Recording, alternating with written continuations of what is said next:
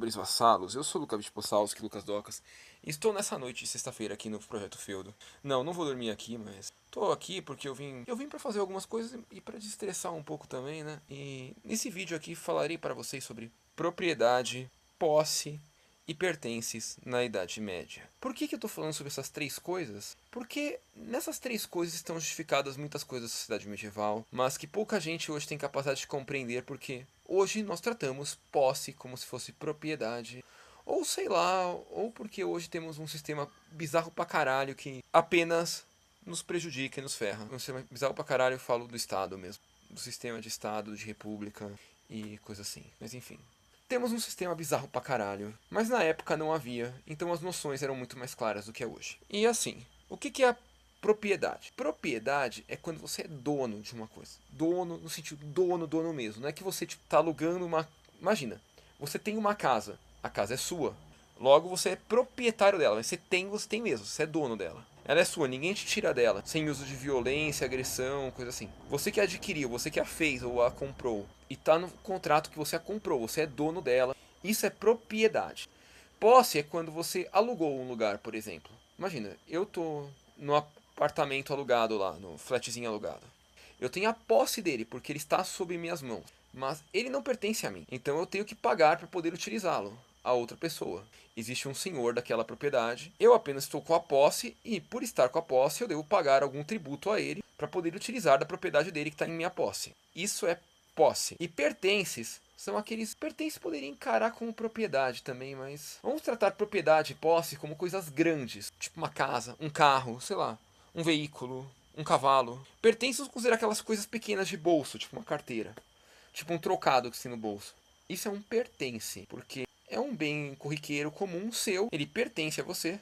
Não estou entrando aqui no mérito se ele é propriedade ou é posse. Ele é seu, mas ele não é tipo uma coisa grande, assim, que você consegue ceder a outra pessoa como... Você não consegue arrendar para outra pessoa. Tipo, você não consegue arrendar um chaveiro para outra pessoa. Você dá para ela, ou simplesmente para ela, ou sei lá, o chaveirozinho de bolso, você guarda suas chaves, não tem por que você alugar para outra pessoa. Tipo, isso é um pertence. E por que isso é importante? Porque, vamos ser sinceros, o que é o feudo?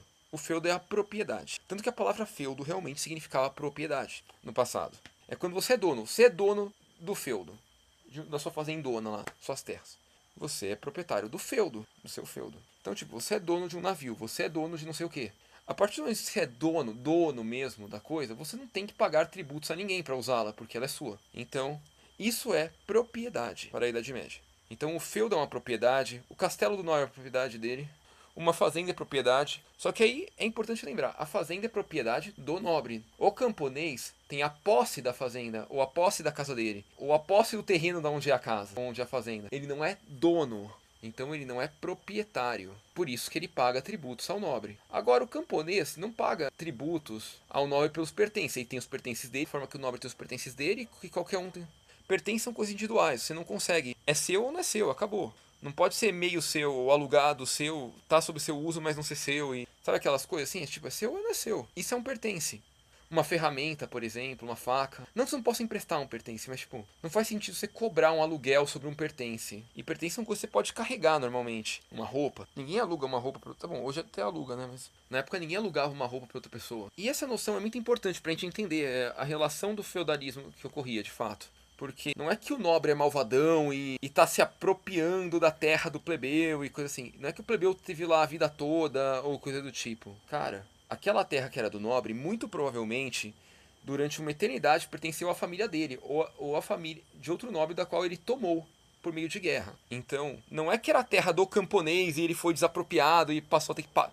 Ou nem foi desapropriado, só passou do nada a ter que pagar um... Não, aquela terra sempre foi do nobre. Lógico, quando eu vi explicações como eu falei aqui. Da família dele ou de outra família que a família dele tomou. Aquela terra sempre foi de algum nobre. Os camponeses apenas se assentaram na terra sob a tarifa. Se assentaram lá, pagam uma tarifa, uma taxa para poder usar a terra. Para poder ter a posse da terra. Então, tipo, imagina, tem um prédio e ele pertence a um dono só. Por causa disso, todos os apartamentos são dele, mas ele pode entrar e usar os apartamentos como ele bem quiser? Não. Se ele alugou os apartamentos, tem que respeitar o posseiro qual tá alugado, os imóveis. Mas esses posseiros têm que pagar a tarifa dele para poder ter a posse perante o nobre, pagar o aluguel. E pertence, como eu falei, pertence não tem nada a ver. É tudo coisa, cada um é dono dos seus próprios pertences e o pertence não está vinculado à casa, à terra, ou ao imóvel, ou ao barco, ou o que quer que seja. pertence à pessoa apenas. Agora, não essa confusão, porque hoje, apesar de... Quer dizer, hoje tem uma bagunça por causa do sistema do Estado. O Estado reconhece as coisas como... Fala das coisas como se fossem propriedades, e nós mesmos reconhecemos como propriedades, só que ele as trata como posses. Como se a propriedade de tudo fosse dele, e as coisas fossem apenas posse. Os imóveis fossem apenas posses cedidas. Ele trata assim a coisa.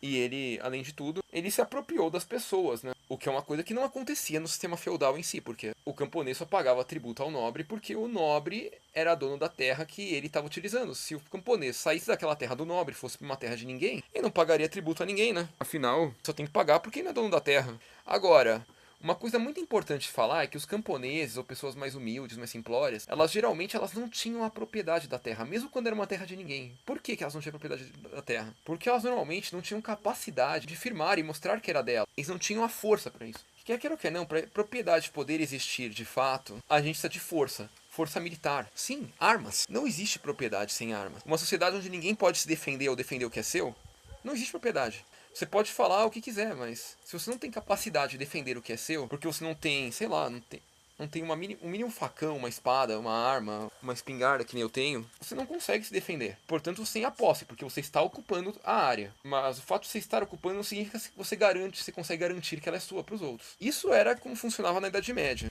Aí criou esse sistema de pseudopropriedade aí criado pelo Estado para justificar que só ele tivesse as armas, né? Mas basicamente era isso, né? A propriedade se garantia através da força, a capacidade de defendê-la. O camponês geralmente não a tinha. Além de normalmente alugar do nobre, porque o nobre tinha e por consequência ele teria a garantia de que poderia continuar com a posse dela, ele não a teria se ele fosse só um camponês, não fosse um guerreiro. Agora, o que acontecia muito em povos bárbaros assim, os povos não cristãos no começo da Idade Média, é que haviam as pessoas livres, aquelas que sabiam lutar para defender sua própria terra e que por consequência também eram agricultores, caçadores, sei lá o que, não eram nobres porque, tá bom, eram nobres sim. Lógico que para efeito de entendimento isso é um nobre. Porém, eles não eram nobres de títulos, eles só eram nobres por serem guerreiros e capacitados de defender suas próprias terras. Então eles eram conhecidos como pessoas livres. E porque também eles não possuíam subordinados a eles ou pessoas que locavam suas terras. Isso era algo até que relativamente comum nesse começo da Idade Média, mas no final ficou mais raro. Mas sim, ainda hoje muita gente prefere não ser proprietário, não ser o nobre, ser o plebeu. Isso é muito normal. Muita gente prefere alugar do que comprar. E muita gente que quer ser dono, quer pagar, muitas vezes prefere também não cuidar da sua defesa, terceirizá-la. Ou funcionar que nem uma sociedade mercantil, quando a associação de mercadores contratava uma organização de mercenários, um conjunto de mercenários para defender a propriedade deles. Eles eram os proprietários, porque a terra era deles, eles que eram donos a princípio, que protegiam a terra. E eles ainda protegem, só que a protegem com o dinheiro que eles pagam aos mercenários. Eles terceirizaram. Então, basicamente, hoje, muito pouca gente quer ser realmente nobre, quer ser realmente o proprietário, aquele cara com... Sabe aquele caipira de fazenda, assim, que mora no sítio, na fazenda dele, tem a espingarda dele e ele que vai defender? Pouca gente quer assumir essa função. Todo mundo quer ou alugar um apartamento, ou comprar um apartamento ou uma casa em condomínio. Ou mesmo aqueles que meio que assumem a função de proprietários, não querem assumir de verdade, eles querem delegar ao Estado. Mas é basicamente isso. A função de proprietário é aquele cara que tem capacidade de defender a sua propriedade. Seja por ele próprio, com a espingarda dele, ou seja ele pagando alguém, como uma associação mercantil. No caso da associação mercantil vai ter um custo eterno e uma necessidade de confiança no mercenário que você contrata, né? No caso de ser o nobre mesmo, ser o guerreiro, vai ter que depender da força militar dele. E bom, acho que por esse vídeo é isso, é meio, sei lá se é meio curto ou se não ficou tão curto assim. Não sei como é que vai ficar na edição. A imagem não ficou muito boa porque tá de noite, tá frio. Aqui é frio, né? É uma coisa que eu não costumo ficar mencionando direto, porque normalmente eu gravava os vídeos de manhã aqui, né? De manhã, mas de manhã bem cedinho é frio e de noite é frio, sim, aqui. Anda bem frio ultimamente. Mas por esse vídeo é isso. Espero que tenham gostado. Obrigado. Like se gostou e até a próxima.